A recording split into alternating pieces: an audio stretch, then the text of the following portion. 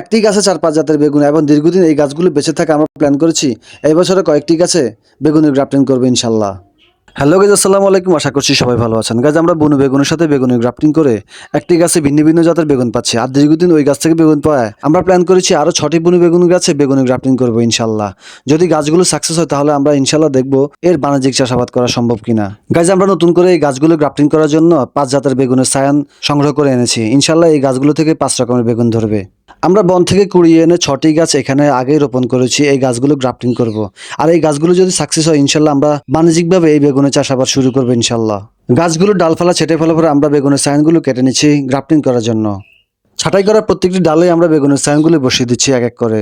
এখন যে গাছে গ্রাফটিং করা হচ্ছে ওই গাছে আমরা ইনশাল্লাহ 5 জাতের বেগুনের সাইন বসাবো, আর এই গাছ থেকে 5 জাতেরই বেগুন ধরবে ইনশাল্লাহ। প্রত্যেকটি সাইন আমরা আলাদা আলাদা গাছ থেকে কেটে নিচ্ছি, আর সাইনগুলো বসানোর পরে এখন প্লাস্টিক টেপ দিয়ে মুড়ি দেওয়া হচ্ছে। সাইনগুলো বসানো হয়ে গেলে আমরা প্রত্যেকটি সাইন আলাদা আলাদা পলিথিন দিয়ে ঢেকে দিচ্ছি।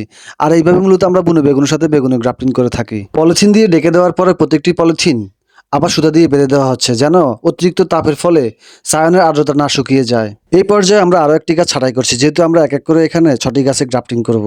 এখন যে গাছটি ছাঁটাই করা হচ্ছে এই গাছটির গ্রাফটিং করা হবে, আর এই গাছটিতে যেহেতু 3টি ডাল সেই কারণে এই গাছটিতে 3 জাতের বেগুনের গ্রাফটিং করা হবে ইনশাল্লাহ। এক এক করে প্রত্যেকটি ডালে সায়ান বসিয়ে দেওয়া হচ্ছে। সায়ানগুলো বসানোর পরে সায়ানগুলো প্লাস্টিক টেপ দিয়ে মুড়িয়ে দেওয়ার পর পলিথিন দিয়ে ঢেকে দিয়ে প্রত্যেকটি পলিথিন বেঁধে দেওয়া হচ্ছে। গাইজ আমরা গাছগুলো গ্রাফটিং করার জন্য ব্যবহার করছি নতুন ব্লেড। আমরা জানি নতুন ব্লেড দিয়ে গ্রাফটিং করলে গ্রাফটিং সফল হওয়ার সম্ভাবনা অনেকাংশে বেশি থাকে। এইরকম একটা গাছে আমরা আমাদের বাড়ির আঙিনাতে গ্রাফটিং করেছি, যে গাছটিতে আপাতত 3 জাতের বেগুন ধরে। 12 মাসে এই গাছটি থেকে আমরা প্রচুর পরিমাণে বেগুন পাচ্ছি। যেহেতু এই গাছগুলো দীর্ঘদিন বেঁচে থাকে এবং এই গাছগুলো থেকে 12 মাসে প্রচুর পরিমাণে বেগুন পাওয়া যায়, সেই কারণে এই গাছগুলো কারো বাড়ির আঙিনাতে থাকলে তাকে আর 2-3 বছর বাজার থেকে কোনো বেগুন কিনতে হবে না। গাইজ আমরা আগেও এরকম বুনো বেগুনের সাথে বেগুনের গ্রাফটিং করে প্রচুর পরিমাণে ফলন পেয়েছি, যার ভিডিও আপনারা ইতিমধ্যে দেখেছেন। সেজন্য আমরা একটা প্রজেক্ট চালু করেছি। এই প্রজেক্টে 6টি গাছ থাকবে। এই 6টি গাছে আমরা গ্রাফটিং করব। দেখা যাক সামনের শীতকালে কি পরিমাণে আমরা বেগুন পাই। তারপরে যদি আমরা ভালো পরিমাণে বেগুন পাই, যদি আমাদের প্রজেক্টটা সাকসেস হয় তাহলে আমরা বড় ধরনের প্রজেক্ট চালু করতে পারি ইনশাল্লাহ।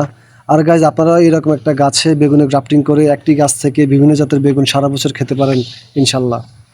যে কেউ আমাদের এই ভিডিওগুলো দেখে গ্রাফটিং শিখতে পারে। আর আমাদের এই গাছগুলোর আপডেট ভিডিও দেখতে হলে আমাদের পেজটি ফলো দিয়ে এবং আমাদের চ্যানেলটি সাবস্ক্রাইব করে আমাদের সঙ্গে থাকুন। সো গাইজ আবারও দেখাবো নতুন কোনো ভিডিওর মাধ্যমে। সে পর্যন্ত সবাই ভালো থাকুন, সুস্থ থাকুন। সবার সুস্বাস্থ্য কামনা করছি। ধন্যবাদ সবাইকে। আসসালামু আলাইকুম রহমতুল্লাহ।